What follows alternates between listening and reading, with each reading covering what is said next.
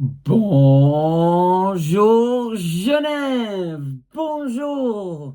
Je m'appelle Grégory et bienvenue à ma nouvel épisode du Nid des Aigles.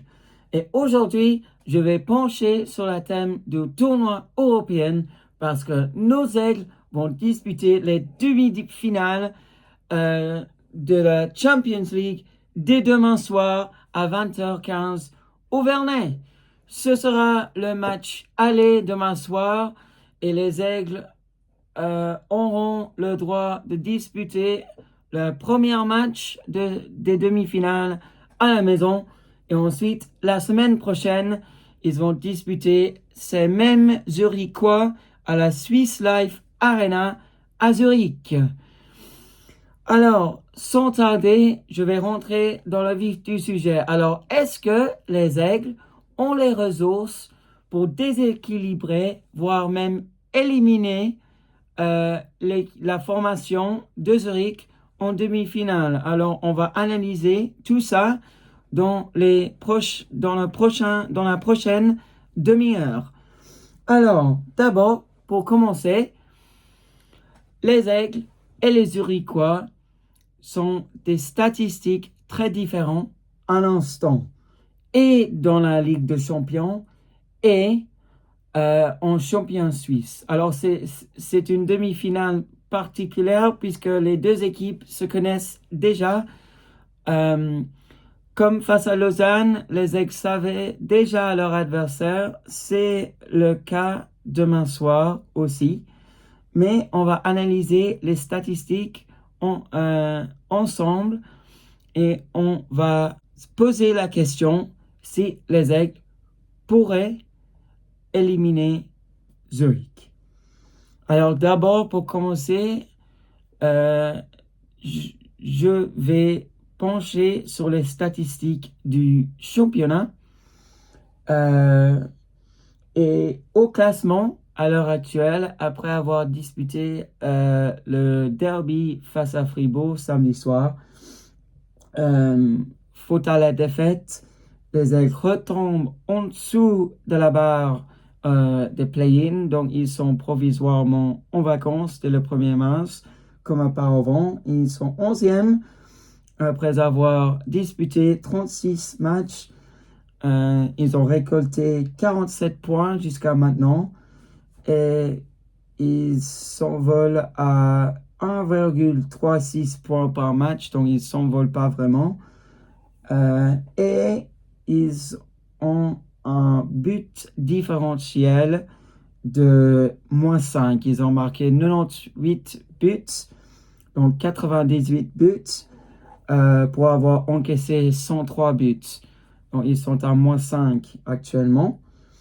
Euh, Au contrario, si on regarde les statistiques de Zurich, eux, ils s'envolent. Ils sont quatrième du classement, mais attention, parce que les Zurichois, ils ont disputé 34 matchs, alors que leurs adversaires directs, euh, tout comme Davos, Berne et Lausanne, ont tous joué quelques matchs de plus que les Zurichois. Les Zurichois ont disputé 4 matchs de moins que la formation grisonne. 3 de moins que la formation de la capitale, soit les ours bernois.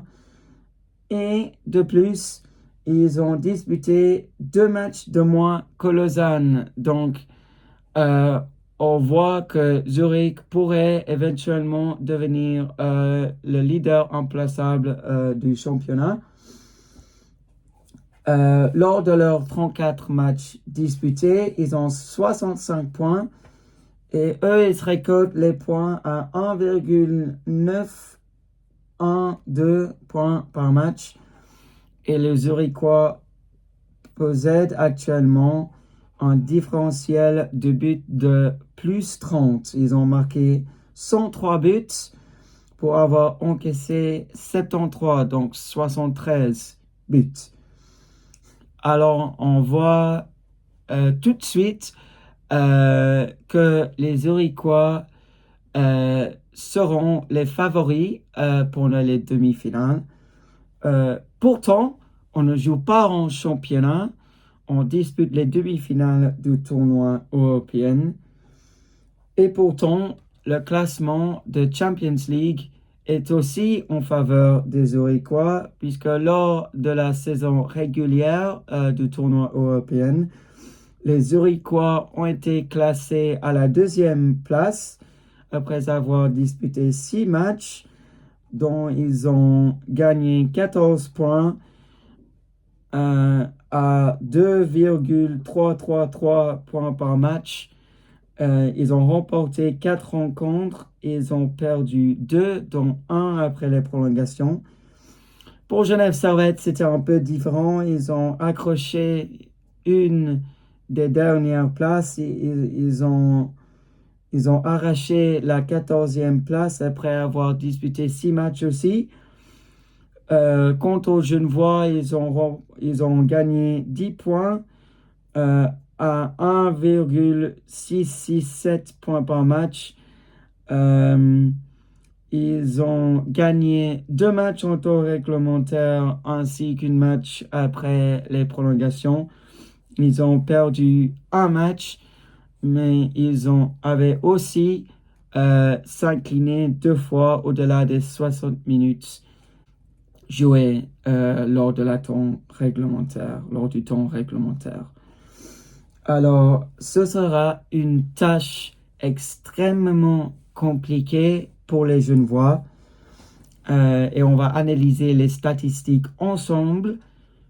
Et pourtant, la statistique en faveur des Genevois, c'est le fait que Antti Raanta est blanchi déjà 2 fois en Ligue des Champions. D'abord, il avait blanchi à la Vaudoise Arena lors des 8e de finale, lorsque Tanner Richard avait inscrit un but à 4-5 et les Genevois ont éventuellement gagné ce match 5-0, une score fleuve de 5-0.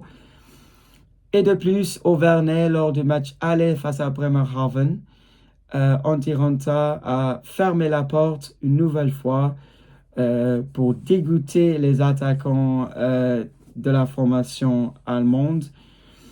Et il a permis à son équipe de gagner le match sur un score fleuve de 4-0. Les statistiques des tirs au but ont été largement en faveur de la formation allemande. Mais Antti Raanta était intraitable et il a dit non à chaque reprise. Et de plus, bien qu'il ait encaissé 2 buts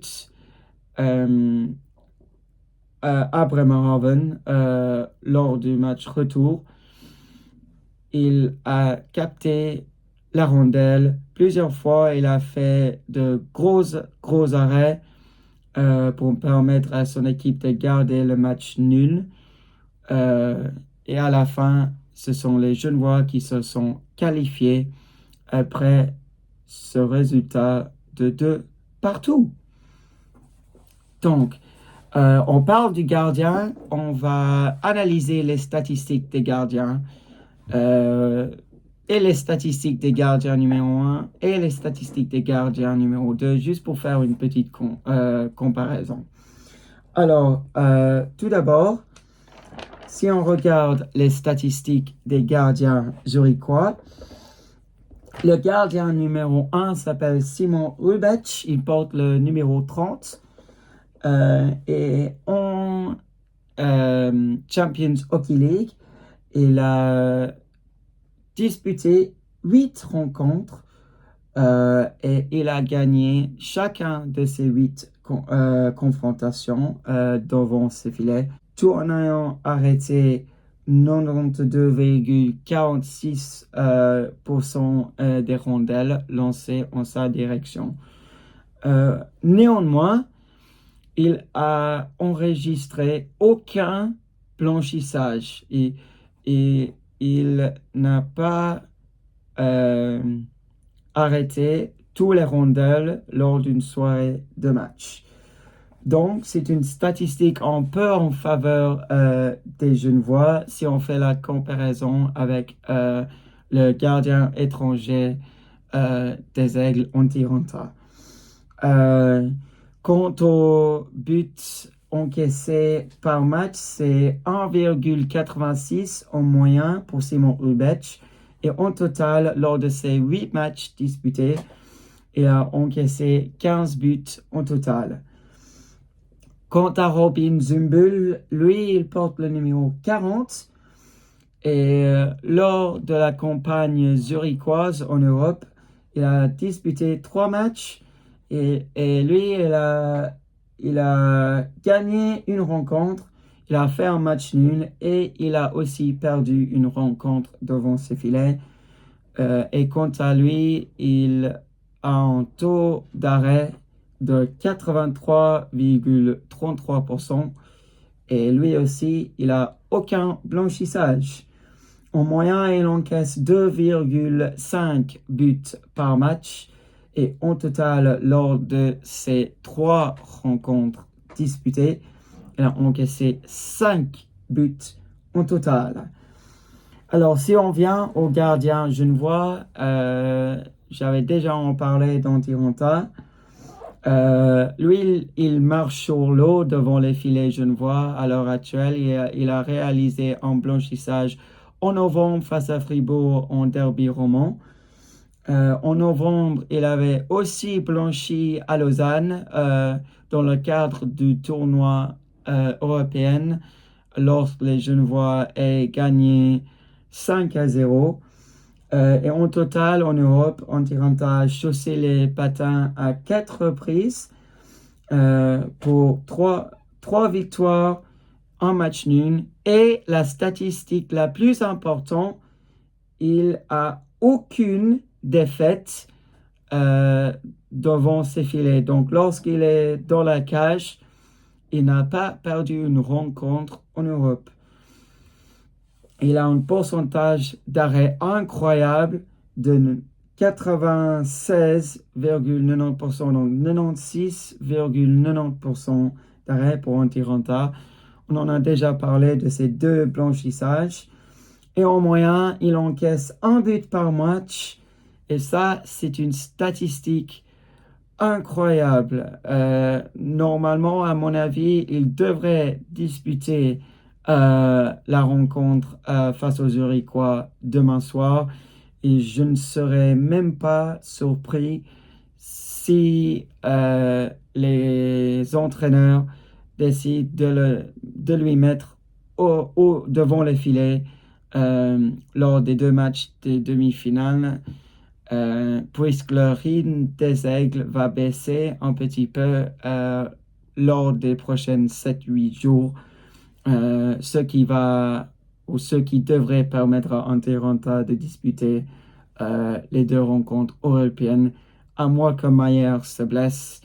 Et dans ce cas-là, évidemment, il va devoir disputer une de ces rencontres. En parlant de Robert Mayer, on va pencher sur ses statistiques en Europe. Ce n'est pas très bien pour Robert Mayer. Il a chaussé ses patins à 3 reprises. Il a gagné 2 matchs et il a aussi une défaite. Et il reste à préciser que Robert Mayer a disputé aucun match nul lors des séries éliminatoires. Il réalise des arrêts quand même, mais lui, il gèle l'époque à uniquement 85,71%, donc 85,71%. Aucun blanchissage pour Robert Mayer. Il encaisse en moyenne 3,36, donc presque 3 buts et demi par match. Il a encaissé 10 matchs lors de ces 3 matchs. Dont 4 en 60 minutes face à Lausanne lors du match retour au Vernet. Donc 4 de ces 10 buts encaissés, c'est pendant 60 minutes. Donc ce ne sont pas vraiment des statistiques incroyables pour Robert Mayer. Et pourtant, depuis les fêtes du Nouvel An, il a encaissé uniquement 2 buts face à Langnau lors de la victoire 3-2 pour le Genève Servette Hockey Club. Et aussi, l'autre jour, il a encaissé uniquement 2 buts face à Fribourg. Il n'a pas été aidé par ses défenseurs quelquefois. Et il reste à ajouter qu'il est aussi uniquement laissé entrer 2 pucks, non, c'était 3 pucks, pardon, face aux Bernois, mais il a quand même disputé 3 matchs. Lors de ces 3 matchs disputés en 2025, Robert Mayer a été élu l'homme du match pour les Servettiens, d'abord face à Langnau, ensuite face à Berne lors de la défaite 3-2 le 7 janvier, et ensuite, samedi soir, face à Fribourg, il a été impeccable, voire intraitable. C'était un peu dommage que les Aigles aient commis cette erreur sur le tard au Vernet, mais il encaisse en moyenne tout exactement 2 buts par match en 2025 pour Robert Mayer. Donc, ces statistiques sont en train d'améliorer. Cependant, je pense que Antiranta doivent disputer surtout le match de demain soir afin que les Aigles puissent avoir un résultat en leur faveur avant de disputer le match retour à Zurich mardi prochain. Et je pense aussi qu'Antiranta doivent jouer ce match parce qu'il faut noter, force est de constater qu'en Europe, il n'y a pas de limite d'étrangers qui puissent chausser leurs patins lors d'une soirée de rencontre. Au contrario de National League, où uniquement 6 étrangers peuvent être sur la glace, sur le banc d'une formation à la fois. Donc, dans ce combat de gardiens, je dirais que c'est avantage à Antiranta et j'espère vraiment qu'il puisse continuer à réaliser des arrêts de classe mondiale, puisque depuis son arrivée depuis la Finlande, il aide vraiment ce Genève Servette-là à gagner les matchs depuis ses buts. Alors, en parlant des statistiques de gardiens, il y a des attaquants très dangereux en face, y compris Dennis Malgin pour Zurich Lions, ainsi que Sven Andriketto. Alors, je parle des attaquants zurichois, bien évidemment, et ces 2 joueurs pointent à la première et à la deuxième place des statistiques buteurs et pointeurs en classement européen. Sven Andriketto, il a la médaille d'or à ce moment. Donc, il est premier dans ces statistiques. En ayant disputé 9 matchs, il a inscrit 17 points, dont 7 buts et 10 assists. Donc, lui, il est presque à 2 points par match. Il est actuellement à 1,89 points match. C'est presque exactement les mêmes statistiques de Dennis Malgin. Et pourtant, Malgin est joué uniquement un match en moins que son coéquipier. Donc, au lieu de 9 matchs disputés, c'est 8 matchs disputés pour Dennis Malgin avec un bilan de 6 buts et 9 passes décisives. Donc, lui, il a inscrit 15 points à l'heure actuelle en tournoi européen avec une statistique de 1,88 points par match.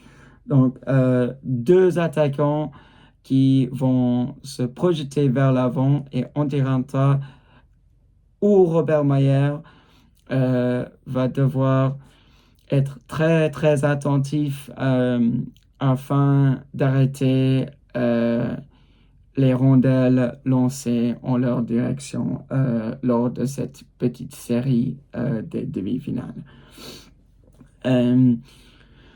Si on donne un clin d'œil aux statistiques servétiens, c'est Sakari Manninen qui va porter le maillot de top scorer. Alors, Sakari Manninen, c'est un peu particulier. Certes, il a été suspendu en championnat suisse, mais il a le droit de disputer la rencontre de demain soir et du mardi prochain parce que sa suspension est uniquement euh, dans le cadre du championnat. Donc, il doit encore purger 3 matchs de suspension au championnat suisse, mais il peut jouer ces 2 rencontres face aux Zurich Lions. Sakari Manninen a joué 10 matchs jusqu'à maintenant en tournoi européen en ayant trouvé les chemins défilés par 2 reprises en ajoutant 8 passes décisives. Donc lui, il a 10 points en 10 matchs, soit 1 point par match.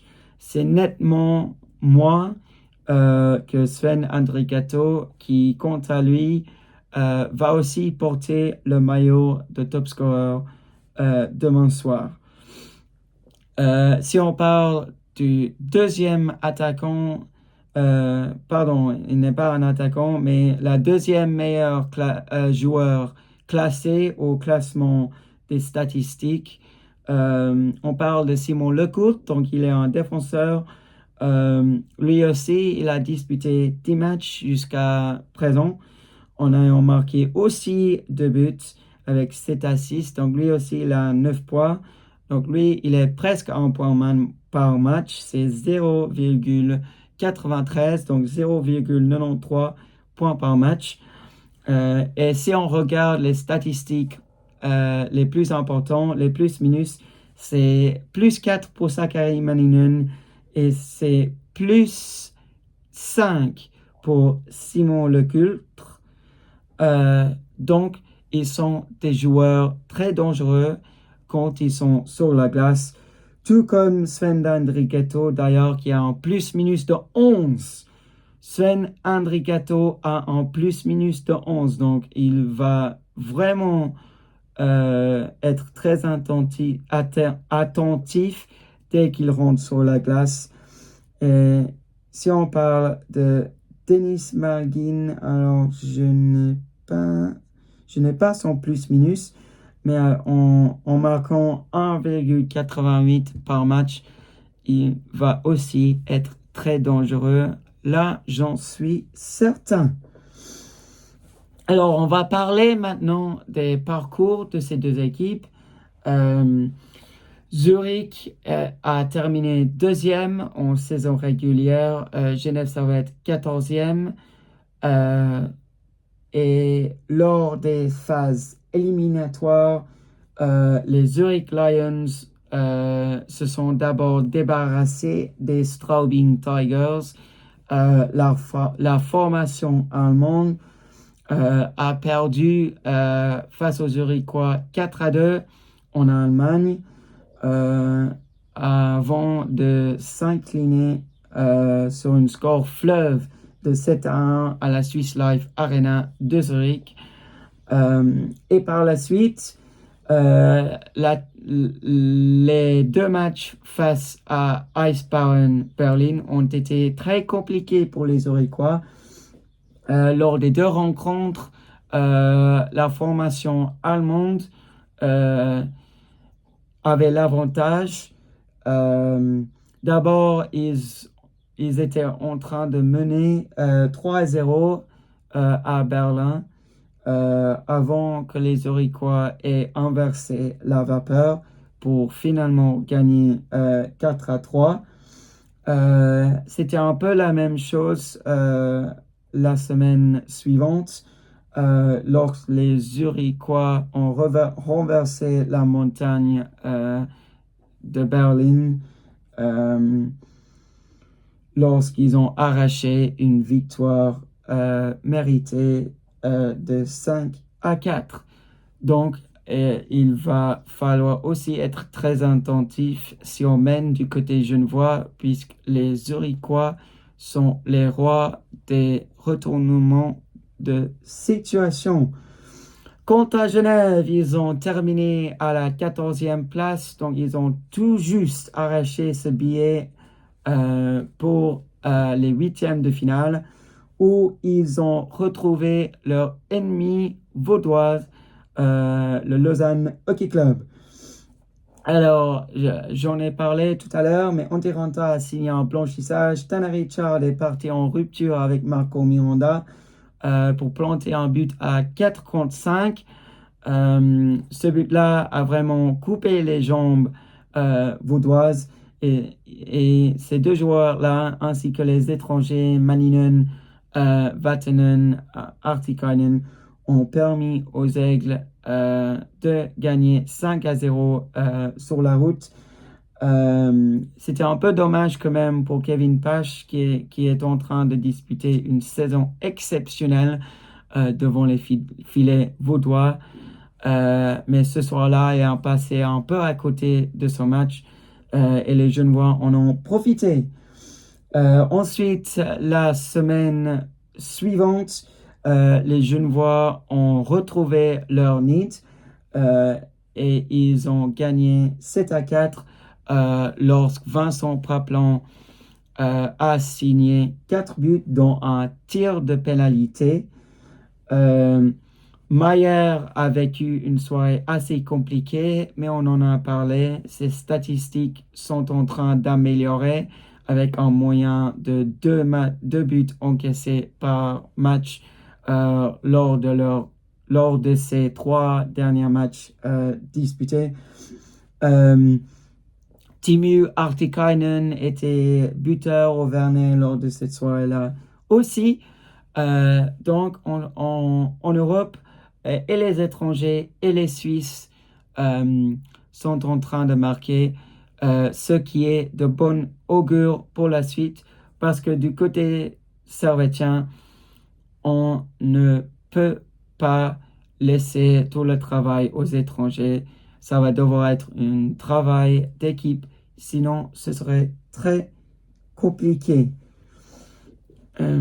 Alors, si on compare les deux formations avec les statistiques importantes, on parle du head-to-head de ces deux formations, hormis le classement, hormis leur phase éliminatoire jusqu'à présent. On parle juste des statistiques. Alors, Zurich marque 4 buts par match. Genève marque 3,9 buts par match. Donc, ils sont quasiment la même en termes de buts marqués par match. C'est assez proche aussi lorsqu'on parle des buts encaissés par match. C'est 2 pour Zurich, 2,5 pour Genève. Mais lorsqu'Antiranta joue, c'est beaucoup plus bas que ça. Le power play, c'est égal, c'est 21,43% de réussite et pour les Genevois et pour les Zurichois. Et lorsqu'on parle du penalty killing, donc lorsqu'on évolue à soit 4 contre 5 ou 3 contre 5, s'il y a un double désavantage numérique, c'est 83,87% de pénalités tuées pour la formation zurichoise comparé à 88,24 pénalités tuées pour les Genevois. Donc les statistiques sont quand même très similaires. Je pars sur les bases que Simon Rubech va chausser ses patins pour Zurich, tout comme Antiranta pour Genève Servette. Si l'on regarde ces statistiques du head-to-head, on peut s'attendre à un match très très serré. En championnat, en décembre, les Aigles avaient s'incliné au Vernet lorsque Theodor Lennström a pris une pénalité de match malheureuse. Et aussi à la Swiss Life Arena, les Aigles ont perdu en septembre, en début de saison. Donc, ce serait un match difficile. Mais récemment, en Europe, les aigles sont très difficiles à déséquilibrer. Et si l'on part sur les bases que ce serait un duel de gardiens entre Simon Hrubec et Antti Raanta, ça va être un match serré. Le combat serait dur, mais avec un penalty killing juste un peu au-dessus des Lions et un power play qui tourne bien et en Europe et en championnat pour Genève Servette, je pense que les Aigles pourraient faire la différence lorsqu'on évolue avec un ou deux hommes de plus sur la glace.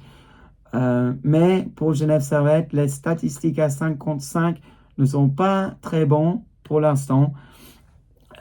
Donc, tous les joueurs vont devoir élever leur niveau un petit peu. Mais je pense qu'Antti Raanta va tenir la baraque pour les Genevois. Je pense qu'il va continuer sur son rythme. Donc, c'est un but par match. Je pense qu'il va s'incliner face à Dennis Malgin en échappé. Mais contre aux Aigles, je pense que Sami Vatanen va marquer un but. Pourquoi pas un slap shot de Sami Vatanen. Je pense que Vincent Praplan va marquer. Et pourquoi pas un but de Timou ou même Marco pour le troisième. Donc, je pense que Genève Servette va gagner sur un score de 3-1. Ce serait un match très serré.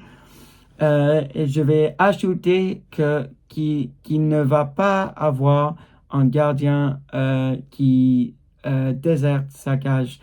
Demain, on va essayer de garder les scores les plus proches possibles pour qu'on puisse inverser la vapeur d'un côté comme de l'autre lors de la semaine prochaine. Donc, même si les Aigles gagnent 2-1 avec uniquement quelques minutes qui restent, ça ne sert à rien de Hrubec ou Raanta si c'est 1-2 de déserter leur cage, puisqu'on peut inverser la vapeur lorsqu'on perd par uniquement un but.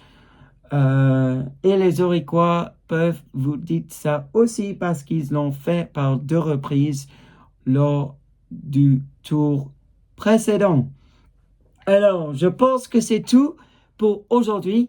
Il reste à vous rappeler que vendredi soir, c'est le match de peluche au Vernet. Alors, au Vernet, vendredi soir, les Aigles vont disputer une rencontre face à Cloten Flyers. Ce serait le premier match de peluche disputé face à Cloten depuis que Goran Bezina ait marqué le premier but de peluche dans l'histoire du club de Genève Servette. Venez nombreux, venez avec vos peluches. Ils seront ensuite lavés et distribués aux enfants des HUG. Et pour rappel, lors du premier but servettien vendredi soir, on espère d'avoir 6 000, 7 000 peluches sur la glace. Harry Wilbert est prêt? Oui, je suis prêt pour être lancé. Alors venez nombreux, venez avec vos peluches et on va pousser les Aigles jusqu'au bout et on espère de gagner notre match de peluche cette saison. Ils ont remporté face à Ajoie la saison dernière. Donc il y a le match de demain en Champions League, on vient d'en en parler. Et il y a aussi le match de peluche. Et cette semaine, car il y a le match de peluche, je vais faire une édition de plus en parlant uniquement de l'histoire des peluches au Vernet. Ça, je ferai jeudi après-midi. Alors, donc, bon courage pour cette semaine et on serait tous au Vernet pour pousser les Aigles demain soir. Et jeudi, je ferai un nouvel épisode en parlant uniquement des matchs de peluche. Alors, Harry Wilbert, à jeudi tout le monde. Au revoir, bye bye, bonne suite.